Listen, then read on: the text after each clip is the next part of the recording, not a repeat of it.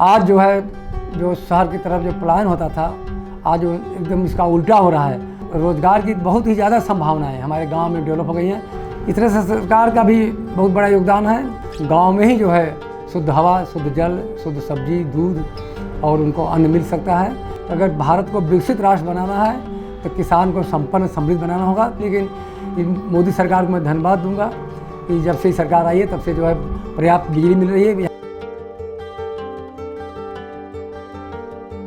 अगर गांव में रोजगार के अवसर हो, खेती किसानी से अच्छी कमाई हो, तो लोग गांव का सुकून छोड़कर शहर की ओर क्यों जाएं?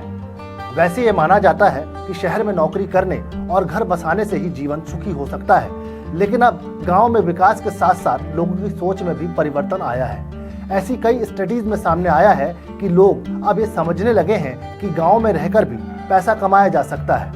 दरअसल हाल के दिनों में एक नई प्रवृत्ति उभरी है जिसे रिवर्स माइग्रेशन यानी विपरीत प्रवासन के रूप में जाना जाता है। इसका अर्थ है किसी व्यक्ति या समूह का अपने मूल स्थान की ओर लौटना है, जो भारत समेत कई देशों में देखा जा रहा है। कृषि क्षेत्र में अपार संभावनाओं के कारण भी लोग गांव की ओर वापस लौट रहे हैं। गांव में कृषि के लिए जमीन शहरों से सस्ती है, जिससे व्यावसायिक खेती करना आसान हो जाता है। इसके अलावा सरकार द्वारा कृषि क्षेत्र में सब्सिडी और अन्य प्रोत्साहन भी दिए जा रहे हैं, जो किसानों को आकर्षित कर रहे हैं।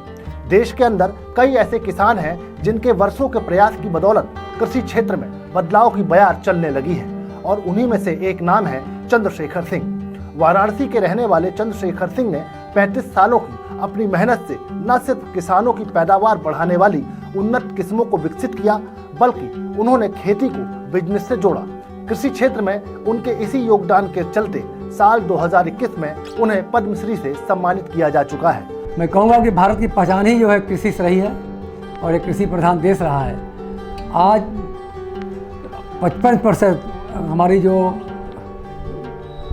सेवा भाव है कृषि में, जो मजदूर हैं, किसान हैं, खेती पर ही आधारित हैं, और करीब 70% किसान जो गांव में रहता है उनको एक रोज़गार मिला हुआ है। और भविष्य में जो आने वाला समय है, इसमें कृषि का जो महत्व है और इसलिए बढ़ जाता है कि हमें स्वास्थ्य को लेकर के जो आज पूरे विश्व में एक महामारी फैल रही है, उसमें प्राकृतिक खेती, ऑर्गेनिक खेती करके जो है लोगों को स्वस्थ भी बनाया जा सकता है। और रोज़गार जो आज हमारे युवा हैं जो स्टार्टअप करके नई नई तकनीकी के द्वारा एक अच्छा जो है व्यापार डेवलप कर रहे हैं। काफ़ी पढ़े लिखे युवा जो है खेती में आ रहे हैं।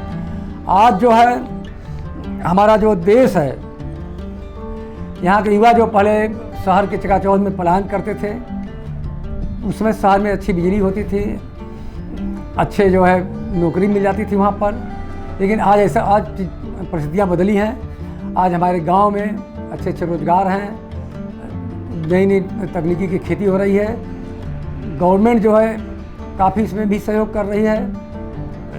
एफपीओ बना करके, समूह बना करके, एसएचजी ग्रुप बना करके कि गांव में ही जैसे मशरूम का उत्पादन हुआ, बेबी कॉर्न हुआ, स्वीट कॉर्न हुआ, वेजिटेबल है, इसका उत्पादन भी कर रहे हैं, प्रोसेसिंग कर रहे हैं। आज जो है जो शहर की तरफ जो पलायन होता था, आज एकदम इसका उल्टा हो रहा है।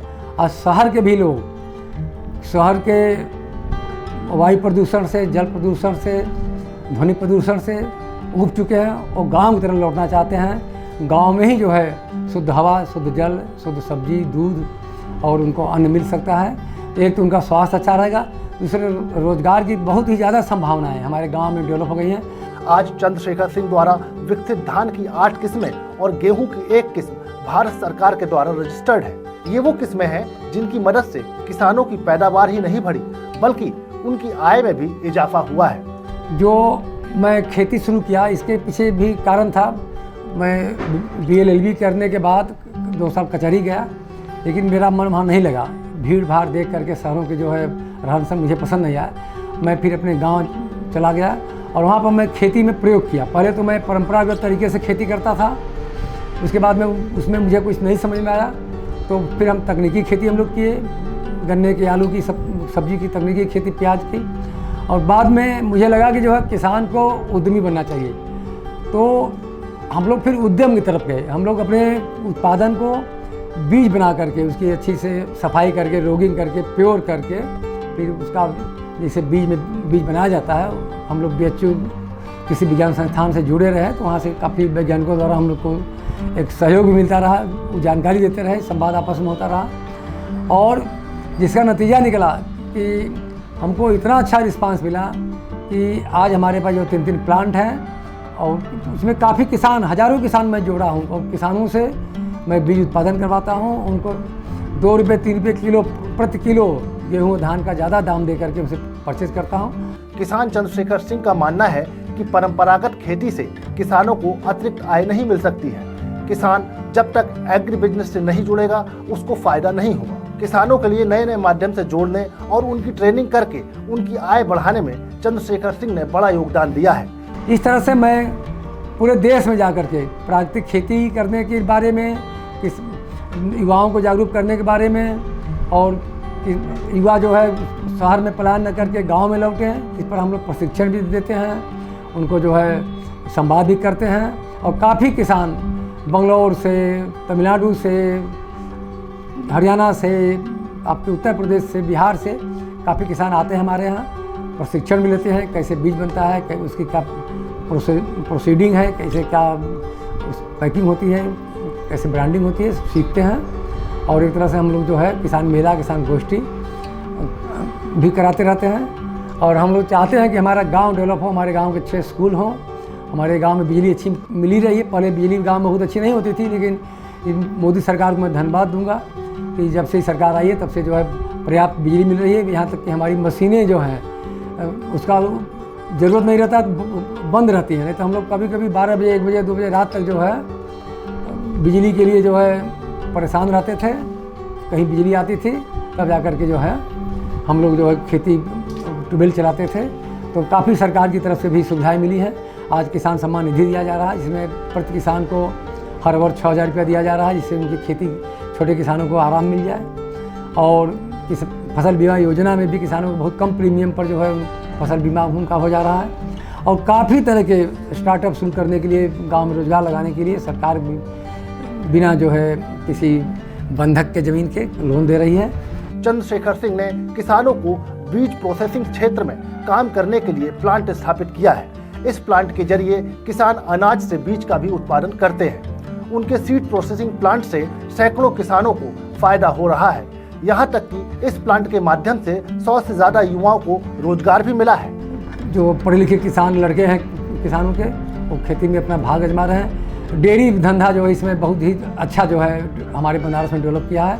उसका कारण है कि अमूल डेयरी, बनास डेयरी, यहाँ पर जो उनका एक प्लांट लग गया है, जो कि सुबह शाम दोनों दूध लगातार खरीद रहे हैं। और जगह जगह हर गांव उनका एक सेंटर बना हुआ है।